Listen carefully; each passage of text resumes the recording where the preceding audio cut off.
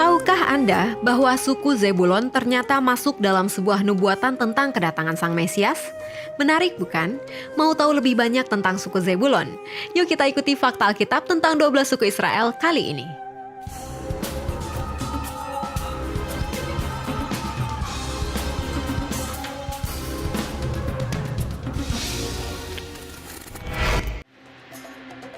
Sebelum kita bahas lebih lanjut, silakan klik dulu tombol subscribe dan tombol loncengnya. Anak Yakub dari istri pertama. Zebulon merupakan anak keenam dari istri pertama Yakub, yaitu Lea. Sedangkan secara keseluruhan, dia adalah anak ke-10 Yakub. Saat Zebulon lahir, Lea menganggapnya sebagai hadiah dari Tuhan, seperti yang dituliskan dalam Kejadian 30 ayat 19-20 ini.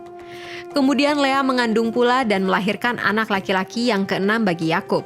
Berkatalah Lea, Allah telah memberikan hadiah yang indah kepadaku. Sekali ini suamiku akan tinggal bersama-sama dengan aku karena aku telah melahirkan 6 orang anak laki-laki baginya. Maka ia menamai anak itu Zebulon.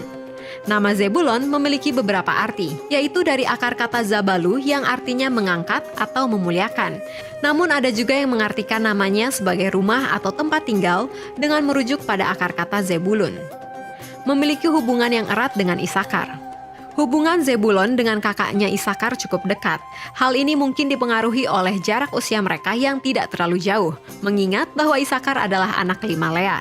Kedekatan Zebulon dan Isakar ini bahkan berdampak hingga keturunan mereka. Ketika mereka sudah menjadi suku, keduanya saling melengkapi.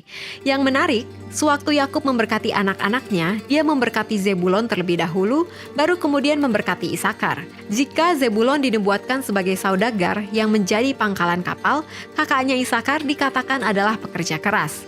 Kejadian 49 ayat 13-14. Kedepannya, saat pembagian wilayah di tanah perjanjian atau Kanaan, wilayah Zebulon dan Isakar pun bersebelahan. Dan pada akhirnya, seperti yang dinubuatkan Musa, kedua suku ini berkolaborasi menjadi salah satu roda utama perekonomian di bangsa Israel. Tentang Zebulon ia berkata, "Bersukacitalah hai Zebulon atas perjalanan-perjalananmu, dan engkau pun hai Isakar atas kemah-kemahmu. Bangsa-bangsa akan dipanggil mereka datang ke gunung. Di sanalah mereka akan mempersembahkan korban sembelihan yang benar, sebab mereka akan menghisap kelimpahan laut dan harta yang terpendam di dalam pasir." Ulangan 33 ayat 18-19. Karakter suku Zebulon.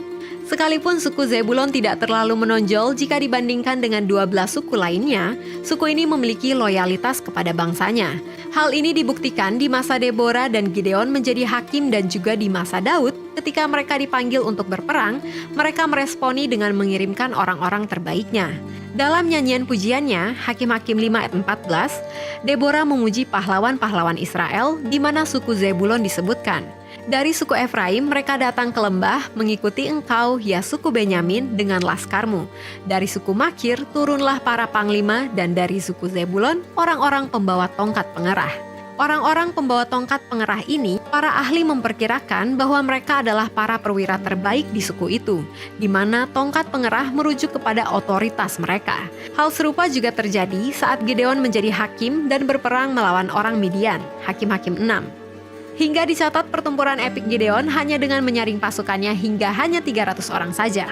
Satu catatan sejarah yang tidak bisa dilupakan adalah suku Zebulon pernah melahirkan seorang hakim atas orang Israel, Hakim-Hakim 12 ayat 11. Namanya adalah Elon yang memerintah atas orang Israel 10 tahun lamanya. Suku Zebulon adalah pengikut setia Daud.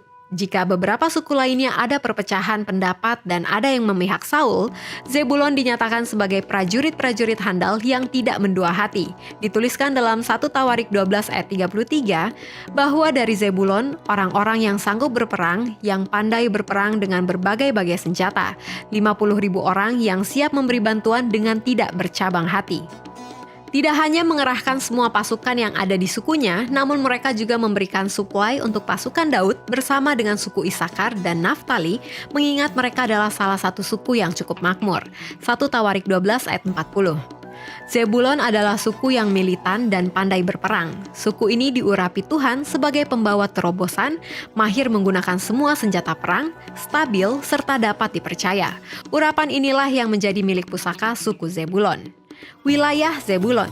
Pada pembagian wilayah bagi 7 suku Israel yang belum mendapatkan jatahnya, pada zaman Yosua itu, Zebulon mendapatkan undian ketiga seperti dituliskan dalam Yosua 19 ayat 10-16.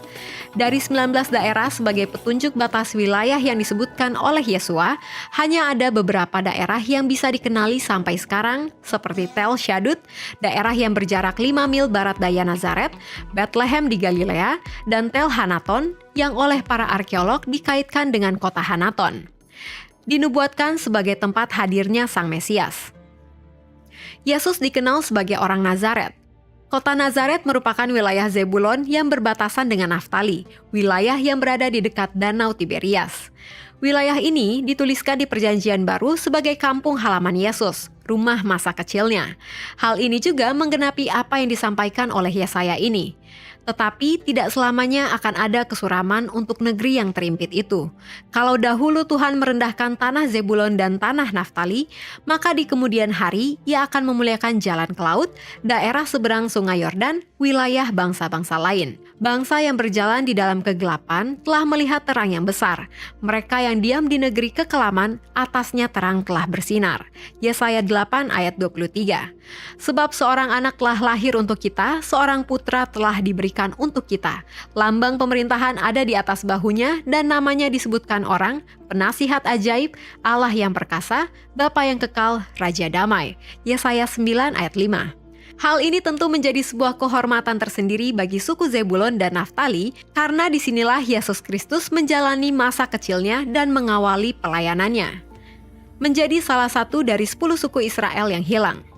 Sewaktu Israel terpecah menjadi kerajaan utara dan selatan, suku Zebulon memihak kepada kerajaan Israel. Hingga pada akhirnya Israel ditaklukkan oleh Asyur dan suku-sukunya dibawa ke pengasingan. Setelah masa pengasingan tersebut, nama suku Zebulon tidak pernah muncul lagi sehingga sejarah mencatatnya sebagai salah satu dari 10 suku Israel yang hilang. Hingga kini, banyak penelitian dilakukan untuk mencari ke-10 suku ini. Namun belum ada rilis resmi yang menunjukkan hal yang pasti tentang suku-suku Israel yang hilang ini. Demikian seri Fakta Alkitab Perjalanan Bangsa Israel, yaitu suku Zebulon. Kalau Anda suka dengan video ini, silakan di like, share, dan berikan komentarnya. Terus saksikan Fakta Alkitab. God bless you!